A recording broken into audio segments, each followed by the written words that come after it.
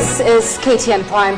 I am Anki Guta. My name is Eric Latif. Just how much will it cost you to buy a gun across Kenya? We are going to tell you in this bulletin.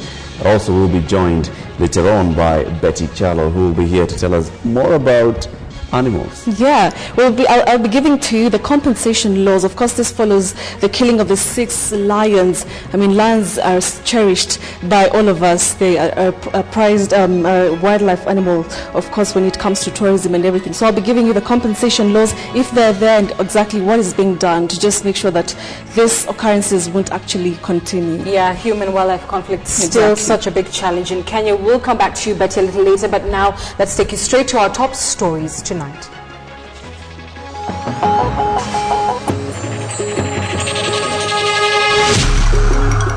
Government raises alarm over influx of illegal arms in the country.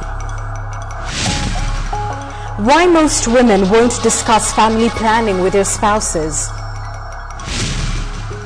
Police launch manhunt for lion killers of Kitengela.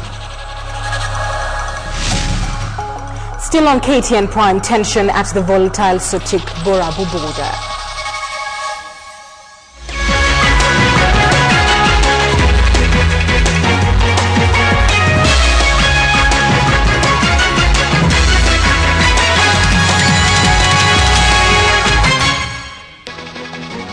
KTN Prime begins now. It will cost you just about 3,000 shillings to hire a gun in Mombasa, and 5 shillings or less to buy a bullet in Garissa. Well, this information is part of a report launched today on small arms, and the report also reveals Kenyans' lack of faith in law enforcement agencies, hence the reasons to own their own weapons. KTN's Ansoy Mwendia reports.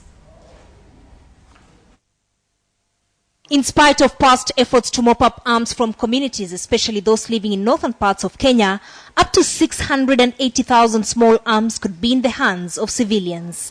Acting Permanent Secretary for Internal Security, Mutea Iringo, launched the report, Availability of Small Arms and Perceptions of Security in Kenya, an assessment, Tuesday. In the report, interviewees reported owning 210,000 arms, even though opinions gathered pointed to the fact that the statistics could be 3 times more. In the 31 counties surveyed, 3 out of every 10 people say they own arms to protect their property. 1 out of 10 cite personal protection from other clans, and a similar number mentioned protection from criminals. Other reasons cited include protection of the village and fear of clashes and war. Election seasons are reported by about half of all respondents as the most insecure. Internal Security Acting PS Mutea Iringo said the report will inform law enforcement priorities going into a general election due in less than a year. We are conducting awareness or sensitization to ensure that the coming general elections are conducted in a peaceful atmosphere. The report notes that the arms are transported through major roads in Kenya, hidden in sacks of charcoal, dead animals and other luggage. They are affordable too. In pastoralist communities, one can get an AK-47 rifle if he parts with 4 to 6 cows. A pistol in Mombasa costs 15,000 shillings to buy and just 3,000 for hire.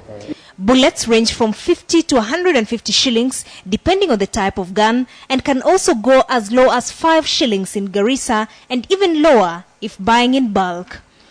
This goes to show just how cheaply one can obtain a gun in Kenya.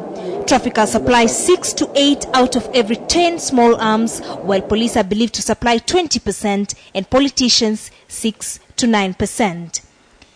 6 out of every 10 guns are used for robberies, 21% for threats, 14% for attacks and fights. 8% of small arms are in the hands of criminal gangs, 7% are used for murder, and 5% revenge. It requires the disarmament programs to address the underlying causes of why people in the first place are armed. The report recommends disarmament and economic empowerment of especially pastoral communities as measures to reduce proliferation of small arms. Ansoy Mwendia, KTN Prime. Kenya still faces myths regarding reproductive health, and a new report indicates, the new report is the 2011 Kenya Urban Reproductive Health Service Delivery Report. It finds that while over 90% of men and women have knowledge of various contraceptives, only 63% of women in urban areas are using them. The study was carried out between September and December 2010 in Machakos, Nairobi, Mombasa, Kisumu and Kakamega. Kenya's population is growing fast. In just over 4 decades, the country has grown from 10.9 million people in 1969 to an estimated 40 million people today. Small wonder then that the government and NGOs are focused on seeing increased use of contraceptives and other family planning methods. A study carried out in urban areas by the Kenya National Bureau of Statistics and Tupange Reproductive Health Initiative found that 94% of females and 91% of males knew about family planning methods. But what little they knew was greatly colored by myths about family planning, something men still believe should be left to women. It emerged that only 63% of women in urban areas are using contraceptives. 73% of women expressed the belief that contraceptives are harmful to their health. Saa zingine mwanamke anashindwa na yani akitaka kupata mimba lazima atumie madawa ya kienyeji ndio hizo madawa sioshwe kwa tumbo. A further 63% of women say they fear that contraceptives would affect their sex drive. 92% of men said they were open to discussing the idea, while only 32% of women felt comfortable discussing contraceptives with their partners. But in the face of statistics that show that the use of contraceptives was mostly limited to short-term methods, both men and women showed an instinct for self-preservation. Bukuwekewe hiyo permanent na ifike wakati tuseme umesafiwa na watoto na bado ukumiani wa kusa. Sasa utazaa haja. Kwa sababu unaweza kuwa unafikia ya kuongeza bibi. Sasa ukiongeza utazana na nini sasa? So ni vizuri mwanamke afanye lakini mwanaume asifanye. NGOs are urging the government to facilitate open and honest conversations about family planning across the country. Unaweza ona haya ukitumia family planning na ukipepa mimba, mbona usiende kuuliza usaidizi? Kenyans admit that they do have information about family planning, even if that information is scanty. And this is an issue that the government will have to address if it is to see Kenyans embrace family planning the right way. I'm Wilkie Sanyabwa for KTN in Nairobi. The team appointed to probe the police helicopter crash in Ngong Forest 2 weeks ago was today sworn in with a call from Chief Justice William Mutunga to get to the bottom of the matter. The Mutunga noted that the crash has attracted a lot of public interest and is warning that he will not allow the Justice Kaupana Rawal-led team to be used as a whitewash or cover-up. Here is KTN's Patrick Amimo with that story. 4 members of the technical team that was appointed by Transport Minister Amos Kimunya to investigate the chopper crash were sworn in Wednesday. Court of Appeal Judge Kalpana Rawal will chair the team seeking answers to causes of the tragedy. Former Air Force Commander retired Major General Harold Tangai will be an assessor in the probe. Other assessors include retired Major Charles Wanderi, Captain Peter Murithi Maranga and Frederick Agri Opot. The Chief Justice cautioned the team against doing shoddy work.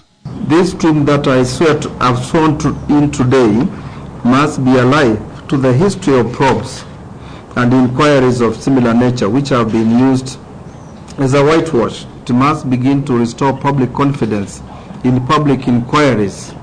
Our Kenyans are watching you, but more importantly, the entire aviation industry on a global basis. The Chief Justice urged the team to be courageous in its work and avoid temptations to exaggerate facts. The Attorney General asked anybody willing to testify on the crash to volunteer information since it will be an open inquiry. The government is committed to an open, thorough, transparent, conclusive process whose report we hope will be made public at the earliest possible opportunity. Its reports must be made public. To do otherwise would be unforgivable assault to justice to families and indefensible dereliction of duty to country. The team now has the task to unmask the mystery behind the chopper crash, but of public interest will be whether the report will be made public. Lady Justice Kalpana Rawal and her team later visited the crash site at Kibekungong. Two relatives of the late Internal Security Minister, Professor George Saitoti, were present. 4 aviation experts from France and South Africa are expected to join the team to facilitate investigations. Family members will also be present when debris from the site is collected for forensic investigations. Patrick Amimo, KTN. And that story leads us to tonight's big question. We're asking you, do you think the Rawal team will unearth the truth on the Ngong air crash? We've asked you these questions a couple of times in view of the fact that they were actually on the ground tonight. We ask you again, do you think the Rawal team will unearth the truth on the Ngong air crash? Please do send us your yes or no opinion. The number is 8040. We will sample your views at the end of this live newscast. Now, police have launched a manhunt for residents of Olkalai village in Kitengela who killed 6 lions which strayed from the Nairobi National Park. The angry villagers slashed to death the lions after the lions attacked their livestock. KTN's Edith Kimani was in Olkalai and filed the following report. It took less than 10 minutes for Oloika villagers to bring down the king of the jungle. At least that's what they say. The multiple spear marks on the bodies of the 6 lions, a clear show of anger from the residents who killed them. Even the little cubs, helpless as they may appear, were not spared. Residents here, gleefully showing how they killed the lions, say they are not remorseful. In fact, they admitted that they will continue to kill more lions if their animals continue to be killed. In this incident, 6 sheep were killed. Only 1 animal reeling in pain was spared. According to the villagers here, lion attacks have increased in the last month. To be honest, we have been left. We can see that government is not doing a lot. In all these occasions, the Kenya Wildlife Service is said to have been slow in their response. In this latest episode, residents claim they made a call at midnight and KWS officials did not show up until 10 a.m., something KWS disputes. Our people were here at 1. Despite this claimed response, KWS was unable to stop the residents from killing the animals, saying the officials were heavily outnumbered by the armed residents. This lack of human resources, KWS says, is what is making their job difficult and, in instances like this one, impossible. The fear now is that if unchecked, the effects of this human-wildlife conflict will seep into the tourism sector. The irony, however, is that while the conflict intensifies, a wildlife bill which seeks to remedy this issue is collecting dust in Parliament. The villagers of Oloika say given the huge tracts of land their homes sit on and the proximity to the Nairobi National Park, it's not unusual to see wildlife roaming freely within their neighborhoods. But they do say that if these animals threaten their livelihoods, bloodshed inevitably ensues. Edith Kimani, KTN, Oloika village in Kitengela. Of course, human-wildlife conflict will always be here. When you see the villagers in the village saying that they had called the wardens came in late, they had to send off their children to school, they had to deal with the animals. It raises serious issues. It is a major issue, and of course, while we still look at tourism to bring in our largest revenues, then there is a serious problem. Betty Chalo joins us now, hopefully going to shed some light on compensation, what the government is doing so far. Over to you, Betty. Well, thanks. And now the killing of the 6 big cats has come with many unanswered questions. The residents involved in this latest incident say that this month alone, there have been over 40 lion attacks in Kitengela area. Now, what is shocking is that the Kenya Wildlife Service has actually taken a rather nonchalant stance on the whole affair, claiming their hands are tied. But question is, if the enforcers claim to be helpless, who should pastoralists turn to? Well, to set this into perspective, it's important to note that currently there are no laws governing damages made by wildlife to livestock and crops. Well, this law was suspended in 1989 because people were said to be taking advantage of the provision. This means that currently, in the event that a farmer loses his livestock like what we saw today, he or she will not be compensated. But in the event of injury caused by a wildlife or actually a sum of 50,000 shillings is made. Additionally, in the event of death, the family of the deceased is actually given 200,000 shillings for compensation. Currently, the Wildlife Bill 2011 that's awaiting passage was drafted. Now, the bill seeks to, among other things, mitigate incidents of human-wildlife conflict and offer guidelines of compensation when losses are actually incurred. Well, here are some key things that the bill will be putting in place. First, when it comes to injury or death caused by any wildlife, the injured or the kin to the deceased respectively may make an application to the County Wildlife Conservation Committee. Now, the committee shall verify the claim and then submit their recommendations to the Cabinet Secretary for award and payments. Now, however, the catch here is the compensation shall not exceed 1 million shillings. Now, when it comes to loss or damage suffered to crops, livestock, or any other property because of wildlife, the affected may also submit a claim to the same committee who verify the claim, make recommendations which are then submitted for award and payments. In this case, the compensation will be valued at local market rates. Now, this bill is yet to be passed, but of course time is of essence to avoid any more nasty encounters between man and wildlife like the one we saw today. Well, that's it from me. Back to you, Anne and Eric. Thanks very much, Betty, for that. Now, tension is high in Sotik-Borabu border following fresh attacks at the volatile border. 2 men who were injured in the latest attacks are currently fighting for their lives. Dozens of animals were driven away by the attackers in the incident. Here's KTN's Angel Katusia with more. At the Kisii Level 5 hospital, 2 men fighting for their lives after they were attacked by cattle rustlers in fresh attacks at the Borabu-Sotik border. The 2 sustained deep machete cuts and were also shot with arrows during the Tuesday night incident in Esise location of Borabu district. Kuna msee amewahi kubiwa katika Kineni huko akatolewa macho. Kuna mwalimu alipiwa hapo karibu na huyu amepiwa leo. Mwalimu mwingine pia alipiwa mshare, alikuwa hapa hospitali na sasa toka amerudi kazini. Na iko wengi wamepiwa sana wakati tunaelekea uchaguzi. According to Borabu residents, over 15 armed cattle rustlers from a neighboring community stormed the village at night, injuring the 2 who tried to protect their livestock. The rustlers are said to have made away with dozens of livestock. Tension is high at the volatile border, and residents are calling on the government to beef up security ahead of the forthcoming general election. 2 more administration police posts have been established at the Borabu-Sotik border. Angel Katusia, KTN Prime.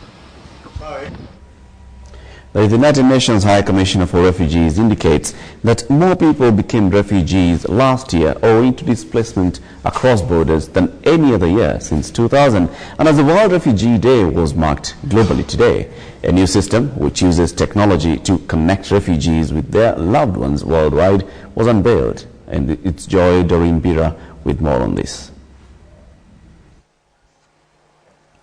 Somalia, Sudan and the Democratic Republic of Congo remain the biggest producers of refugees on the African continent, and Kenya is one of the largest refugee host countries. UNHCR's 2011 global trends indicate that in all 4.3 million people were newly displaced last year, with 800,000 of these becoming refugees. We now have approximately 600,000 refugees in Kenya. Most of them are hosted in Dadaab. Many refugees worldwide are living in foreign lands without hope of reconnecting with their loved one someday.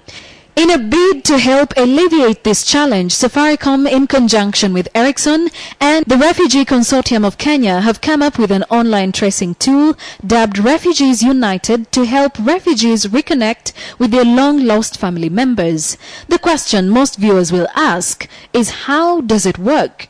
90% of the respondents had phones.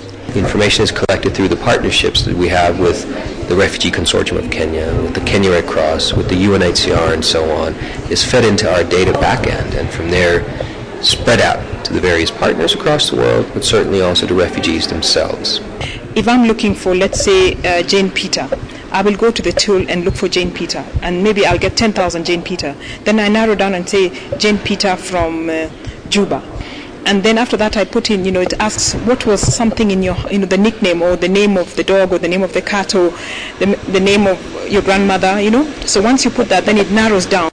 Christopher Mickelson, founder of Refugees United, explains how he has used technology to achieve results. We started off as a web-only service back in 2008, but quickly realized that if we wanted to grow to scale, if we wanted to reach people in the furthest reaches of where we could go, we needed mobile phones. Refugees United is available on the Safaricom network. Therefore, for our 90 million subscribers, they are able to trace and find loved ones or be found by others that may have been separated from them.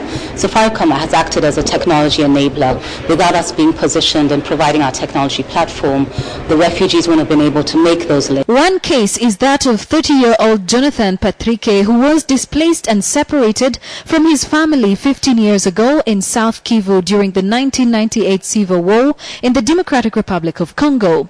Using Refugees United tools, Patrick was reconnected with his younger brother this year. Nimejisajili, kaingia ndani website, nimekuta huyo brother wangu ambaye si wote walikuwa ndani, lakini mmoja ndio nimekuta ndani. Nimefurahi sana. Refugees United has registered 135,000 refugees, and out of these, over 50 families have connected with their loved ones in different parts of the world. Innovative technology continues to transform lives across the globe. And as the world marks World Refugee Day 2012 under the theme, "One refugee without hope is too many," technology has come up now to transform lives, connecting separated families with their loved ones using a mobile phone and the internet, just like Refugee United is doing. For KTN, I'm Joy Doreen Bira. Thanks for that, Joy. Time for a reminder of tonight's big question. We are asking you, do you think the Rawal team will unearth the truth on the Ngong air crash? Thank you very much for the SMSs coming in on 8040. We sampled this one from Jakait in Mwike Kasarani. Says, no, unless it's headed by a serious team from a region, a foreign nation, and the affected members are included, I don't have faith in that one. You also say, I don't think if Justice Rawal team will come with the real truth because there are so many unturned stones smiling at us. That's Isaiah Odor in Eldoret. Keep those SMSs coming in. 8040 is the number. Time for us to take a break. You are watching KTN Prime just ahead. Life is slowly returning to normal in Somalia. We'll bring you the story next.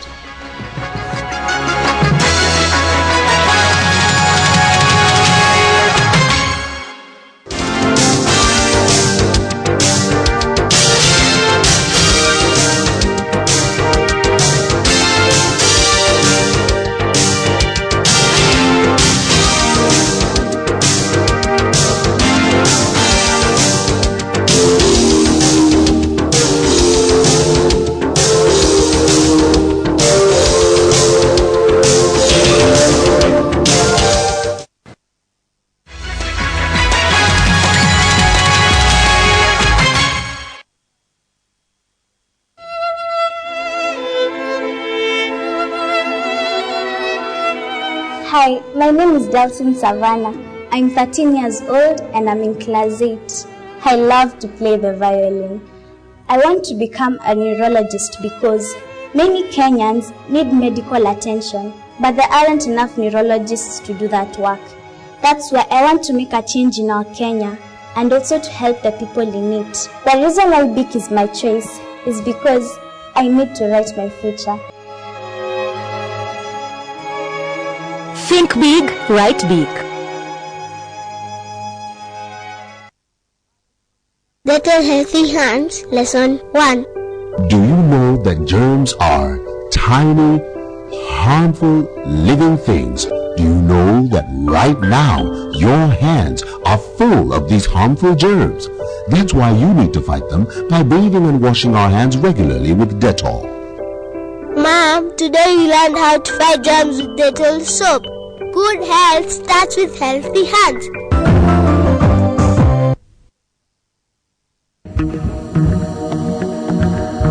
And And now, introducing another one.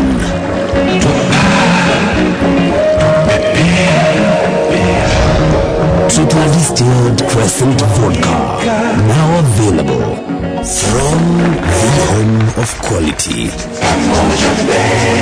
Truly Kenyan.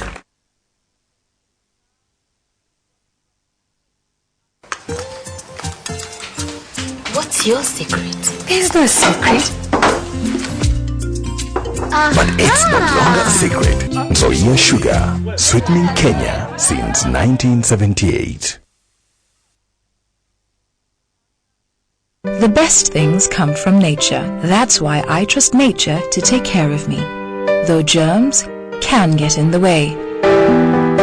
That's why I love the gentle care and goodness that nature provides. New Dettol Natural with Dettol's trusted protection plus calendula and chamomile extracts gives me naturally healthy looking skin. Nature's goodness with trusted Dettol protection. New Dettol Natural. Endorsed by the Kenyan Medical Association. Dettol. Be 100% sure.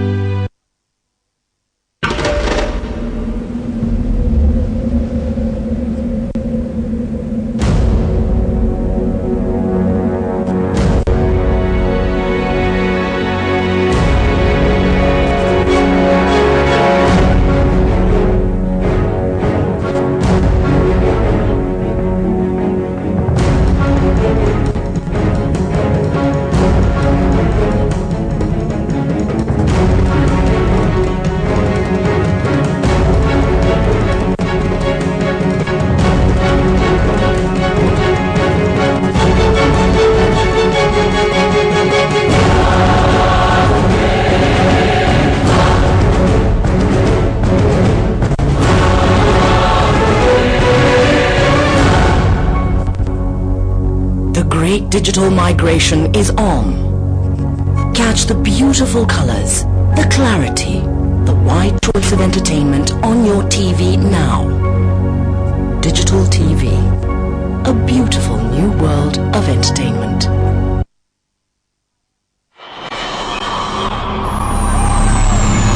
At UAP, we enhance lives across Africa.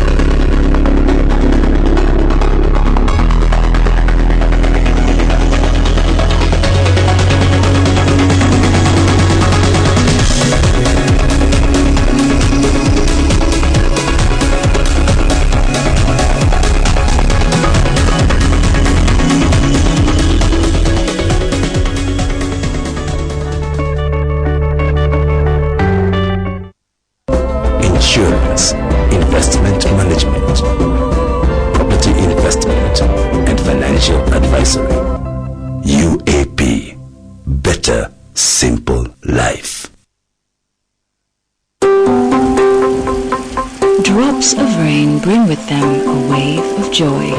There is a scent of victory in the air, sound of laughter. And along with this, they also bring fever, cold, and stomachache. When playing in the rain, kids come in contact with germs, which causes illnesses. That's why a bath with Dettol every day gives 24 hours non-stop protection against germs. So as to protect our kids even when they play in the rain. Dettol, be 100% sure.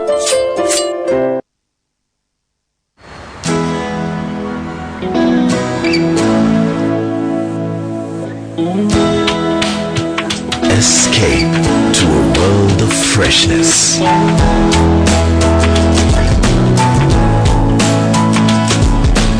Indulge in fragrance.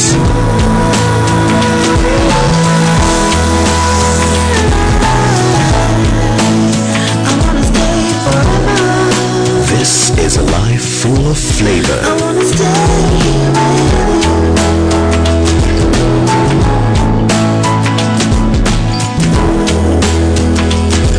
So enjoy good health. You belong to me. And new beginnings. And I belong to you. Welcome to Pwani Life. The Kabarak University Half Marathon will be held on 30th June 2012 in Mogotio town.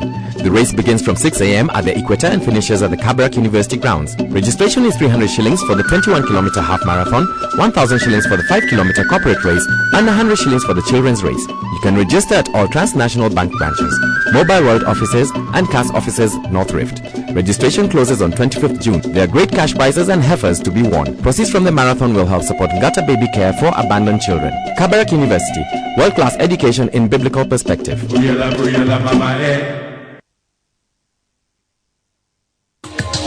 Our country is set to go to the polls soon. This, the very first under the new constitution. You may ask, kazi ya IEBC ni kazi gani? Sasa hiyo uchaguzi itakuwa haki na ukweli. Well, these are indeed urgent and very weighty issues. Well, the law now says you don't require a voter's card in order to vote.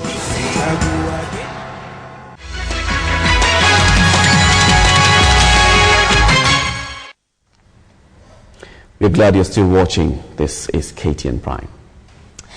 In our ongoing series on the war in Somalia, KTN's Franco Tieno, who is just back from that country, looks at Afmadao town as it struggles to rebuild following the routing of the Al-Shabaab. One would want to believe that Afmadao town in Somalia's lower Jubaland is semi-arid in nature. But look at this. Banana plants, resembling those in some slopes of Nyamira or Kisi counties in Nyanza. Before it descended into chaos in 1991, Somalia flourished in banana farming, supplying markets in Europe as production reached 12,000 hectares, employing more than 100,000 people. Things are now looking up. After Al-Shabaab militants were driven out of this town, livestock rearing is flourishing too. Safety has returned to Afmadao, the nerve center of southern Somalia, as Kenya's defense forces watch over the city. I meet this jovial-looking old man who seems to have no words to describe his joy after Al-Shabaab militants were driven out of town. It is no secret that Al-Shabaab have been a threat to the supply of essential goods and services in places where their dominance is highly felt. This is confirmed by Hassan Maalim, a doctor who hardly has drugs to administer to his patients. We have seen many cases of, for example, now there is an outbreak of malaria, measles, and respiratory disease. But when they come to the patient who don't have good drugs to give a patient or treat it. With obvious indicators that AMISOM troops are soon claiming victory over the insurgents, humanitarian appeals are beginning to come out. Watu wanaanza kubeshara yao ile ya kawaida ya sabani, wanafurahi sana kwa hiyo mambo hiyo na wanangojea humanitarians, watu wanangojea humanitarians. UN agencies and other people, they help the people. They say they come here. We have made lots surveying and we know everything, even Al-Shabaab, how they think and what they think. That's why we will get Afmadao by easy. Air surveillance by KDF is conspicuous in the skies of Afmadao, as all eyes are now set to the port of Kismayu. Frank Otieno, KTN Prime. Dreams do come true and patience does pay. This is what Florence Buyanzi, a mother of 4 visually impaired children living in Nandi, believes after she got sponsors to educate her children. This is after KTN highlighted her plight. The 4 have enrolled at the Kapenguria School for the Visually Impaired. From West Pokot, here is KTN's Marcy Kandie. They clad their best, ready for what the future has in store for them. When they get outside every day, their movement is always limited. Not today, however. The 4 blind siblings are being taken to school. Florence, their mother, tells us that Brian, the youngest, couldn't sleep. He was too excited, asking his mother if Dawn was here so he could go to school.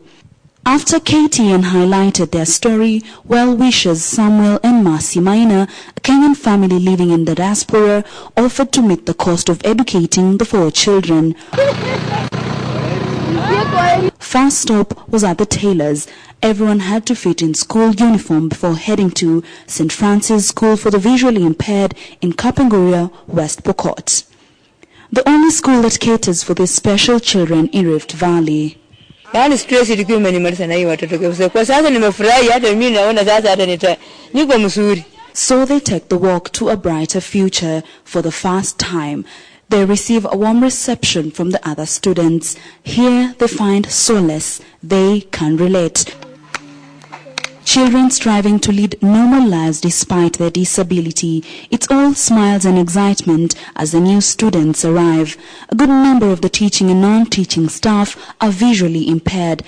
They too are a source of inspiration to these children trying to find normalcy amid life's challenges. Unajua ukikosa macho na ukose pia matumaini, then mimi sioni kwamba kuna maisha ambayo inafaa kuendelea. Wakipata na marks nzuri wanaweza hata kujiunga na vyuo vikuu. They wait patiently as their world unfolds. Being visually impaired is no hurdle to a bright future. One step at a time, we are told, and they will be able to read, learn, and change their world. A mother's dream finally coming true. They may be visually impaired, but once they set foot here, there is light at the end of the tunnel. Education is their light. Mercy Kandi reporting for KTN at St. Francis School for the Visually Impaired in Kapenguria.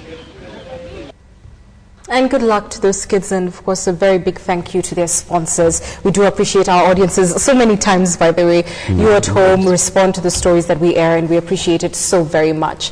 Well, it's time for us to take a short break. Well, coming up, Zawadi Mudibo with the day's business. 73% of women believe that contraceptives are dangerous to women's health. Maybe, if they are not properly counseled, when they first of all go and get the method, and they experience certain health problems, which they were not told of what to do.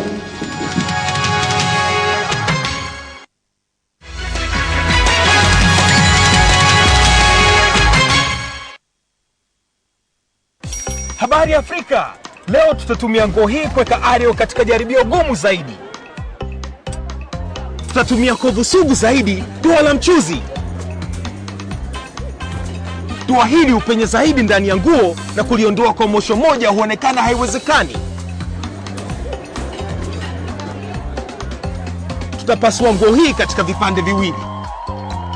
Tutaosha kipande kimoja kwa sabuni ya unga ya kawaida na kingine kwa sabuni mpya ya Ariel iliyo na micro cleaning boosters. Ariel mpya hupenya ndani zaidi na kuondoa madoa sugu kwa mwosho mmoja. Je, Ariel imeondoa kwa mwosho mmoja? Na sabuni ya unga ya kawaida? Tuipe sabuni ya unga ya kawaida mara ya pili. Na baada ya mwosho wa pili? Kwa hiyo, nani ameshinda jaribio la mwosho mmoja? Ariel mpya, matokeo bora kwa mwosho mmoja. Every year,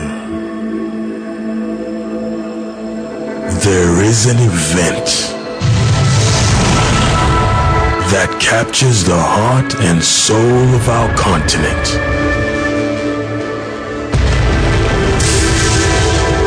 This season,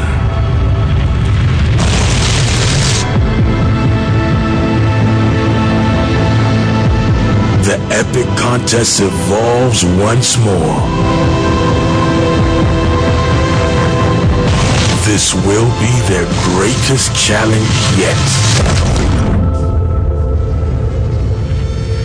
Let's go.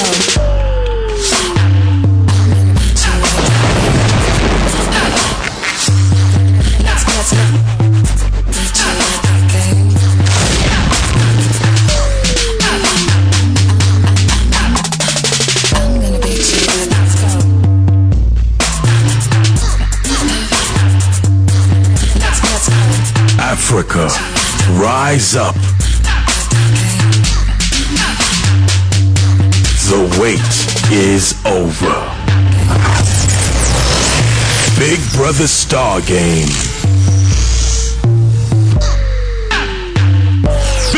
Africa, refreshed by Coca-Cola.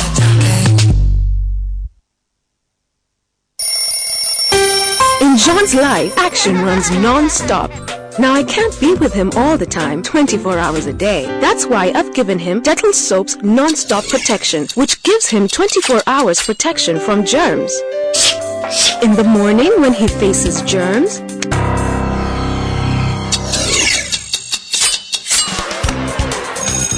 afternoon when he's up to mischief,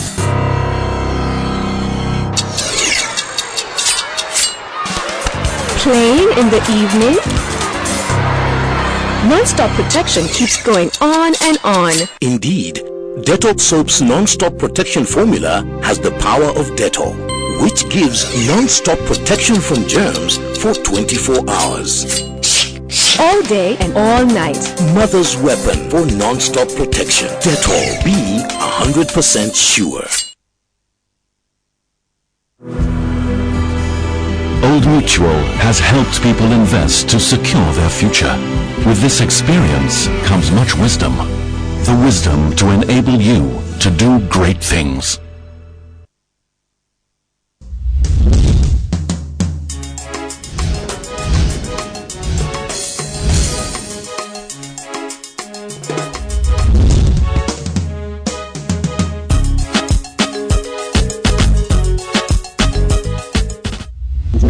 Both dem na chali, cause tuseme dem ambepata pregnant kwa mdogo, labda kuna zile goals alikuwa ameset, but yo pregnant imemwaffect. It's gonna affect both the chick and the guy. For the guy, because of the bill that was passed, he can't he can't run away from his responsibilities. He'll have to take care of the kid, and that's going to be hard for him. Unplanned pregnancy will affect both of them because, let's say for example, the chick is maybe in high school or college, so she'll have to drop out to take care of the kids. And also, maybe the boy won't be ready. Dettol Healthy Hands, Lesson 2. Every day, our hands pick up germs, and we pass it on to others. Germs cause illnesses, but stopping germs is easy when we bathe and wash our hands regularly with Dettol. Mom, today we learned how to fight germs with Dettol soap. Good health starts with healthy hands.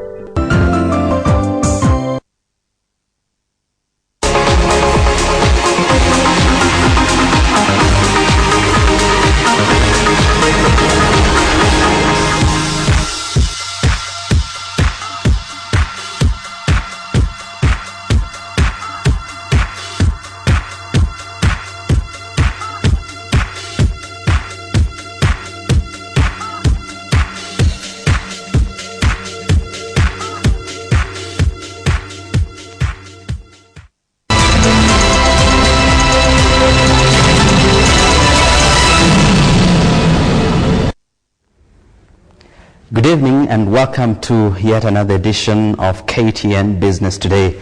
Time to talk business, and this time around we begin with the Kenya Revenue Authority, where the Kenya Revenue Authority Commissioner General John Jiraini has put on notice all developers that have been evading payment of taxes under the pretext that they are shielded by the suspension of the capital gains tax that was effected in 1985. Now the CG said KRA published guiding rules into the matter in 2010 that showed that all those making gains from development and sales of property as a business are liable to taxation. The CG said the tax collector had noted with concern the tendency among developers to use multiple outfits with the intention of defeating requirements for the taxation of the gains they make. This, he added, was making it difficult to follow them between projects. In order to address this malpractice, the Finance Bill 2012 has amended the legal provisions to impose liability on directors in their personal capacity where they willfully use corporate structures to evade the payment of tax. This move follows another notice the tax collector had earlier issued to landlords who have not been remitting rental income tax to the Kenya Revenue Authority, that they stand to lose up to 30% of their yearly income plus a possibility of penalties and interest after the taxman vowed to pursue evasive property owners. The decision to go after landlords comes as a double blow to the real estate sector, which latest statistics indicate that it's going through a rough patch with the current high interest rate regime. Philip Keitan for KTN Business Today. Now, the Kenya Union of Sugar Plantation Workers has issued a 14-day strike notice to the chief executives of Nzoia, Chamilil, Mhoroni and Sony Sugar Companies. Now, Union General Secretary Francis Wangara says the managers of the farms are undermining the terms of a collective bargaining agreement signed between the two parties under the auspices of the Kenya Sugar Board. The job evaluation agreement reached between the two parties would have seen improvement of terms for workers in the sector. The job evaluation exercise was done jointly by management and the union. And thereafter they cannot reach the implementation stage and start giving reasons that are not convincing. Now, oil marketer Colonel Kobil shares resumed trading only a day after the firm issued a profit warning for its 6 months performance. Now, the firm indicates that financial performance will be hit by foreign exchange losses, falling international oil prices and high financing costs. The firm shares were suspended in May following the takeover talks with Puma Energy, expected to be announced later in the year. In a notice to its shareholders, the oil marketer highlighted that foreign exchange hedging positions it took in 2011 to cushion foreign exchange volatility had translated into losses and high financing costs in Kenya and other markets it operates in the region, hurting its net profit margins. It further says lower international oil prices and instability in local currencies where the company operates has posed challenges in profitability, managing stock holdings versus local currency pricing. Colonel Kobil, which operates in 8 African countries including Uganda, Burundi, Tanzania, Rwanda and Zambia, posted a 74% rise in pre-tax profits last year to 4.9 billion shillings. The company, which is a takeover target of Swiss-based Puma Energy, also expects its full year 2012 earnings to be lower than that of the previous year.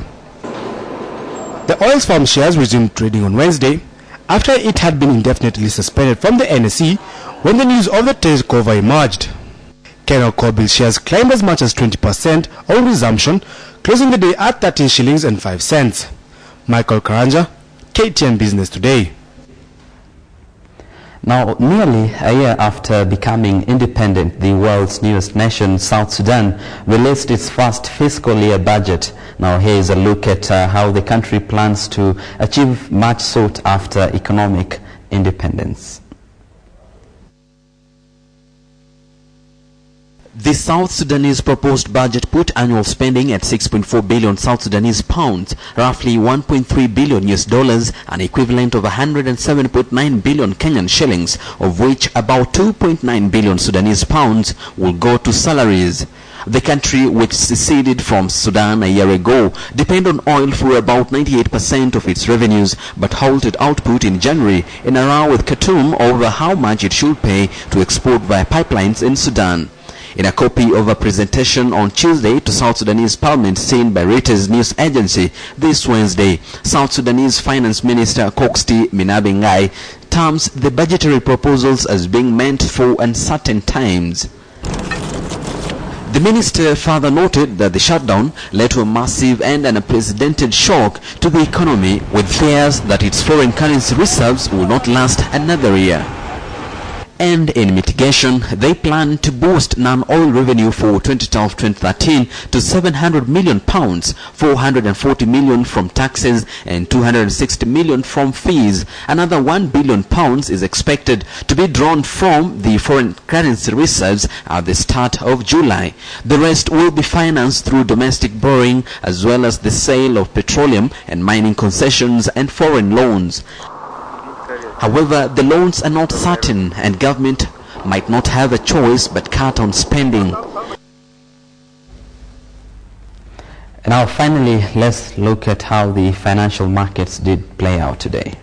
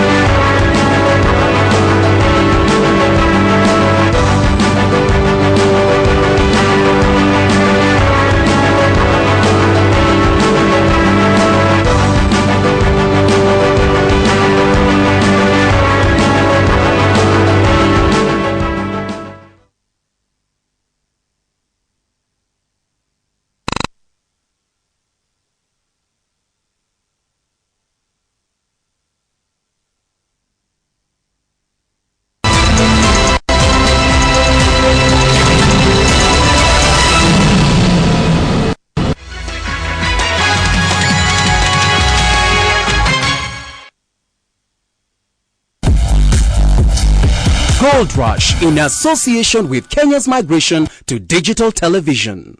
Since 1992 and at the last 5 Olympics, the swimsuit manufacturers have been almost as important as the swimmers themselves. Australia's Ian Thorpe was just one star who shot to fame in drag-reducing bodysuits.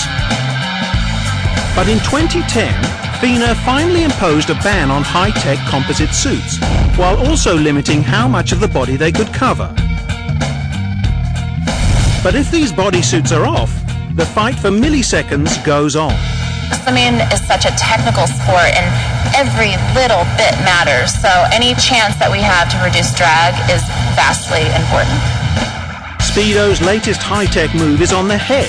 A combined goggles and cap design is said to cut drag, and one giant of the pool is singing its praises.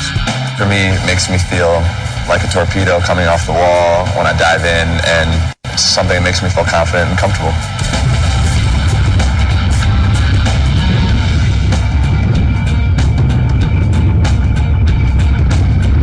But those goggles are not rose-coloured.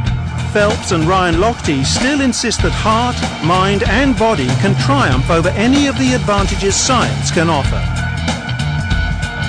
After the suits were banned, me and Phelps, we kind of talked about how everyone said that a world record would never get touched again.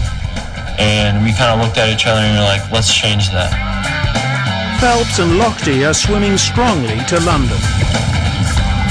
Ryan and I last year swam faster times than we ever have, and we weren't in the bodysuits. So the look of London will be less about the body and more about what's up top.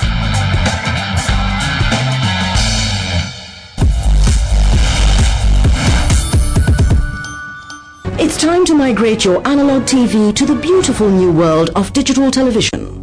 Digital TV, a beautiful new world of entertainment.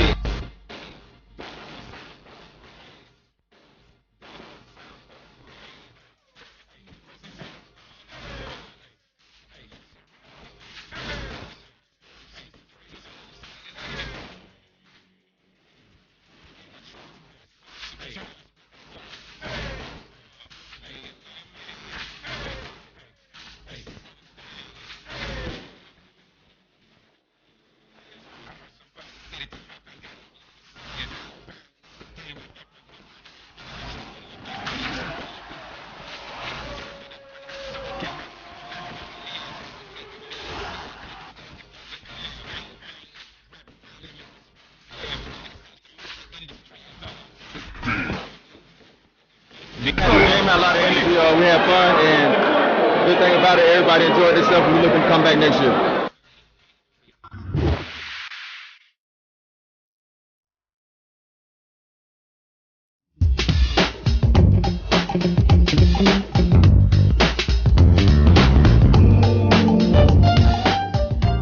Drostihoff Sauvignon Blanc is a white wine best known for its grassy herbal flavors. Sauvignon Blanc is also called Fume Blanc and is a popular choice for fish, shellfish dishes and poultry dishes. Drostihoff. Every year is a good year.